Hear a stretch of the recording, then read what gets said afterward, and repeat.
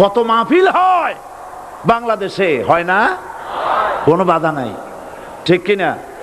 কত পূজা হয়, পার্বণ হয়, গান হয়, থিয়েটার হয়, গুণাগার বিবির গান হয়, কত কিছু হয়। কোনো বাধা আছে? তাফসীরের মাহফিলে বাধা। কারণ ওরা বুঝতে পেরেছে এ তাফসীরের মাহফিলে গাজীর গীত হয় না, এ তাফসীরের মাহফিলে আল্লাহর সার্বভৌমত্ব কায়েমের আন্দোলন চলে।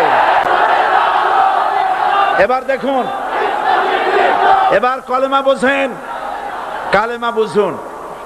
বঙ্গভবনের সামনে দাঁড়াইয়া, গণভবনের সামনে দাঁড়িয়ে আপনি যদি কালেমার জিকির করতে থাকেন, লা ইলাহা ইল্লাল্লাহ, লা ইলাহা ইল্লাল্লাহ, লা ইলাহা ইল্লাল্লাহ, লা ইলাহা ইল্লাল্লাহ, 2-1 ঘন্টা, 2-4 ঘন্টা, দেখবেন অফিসাররা এসে বলবে, না জানি কোন খাজা বাবা আসছে, আসেন আসেন।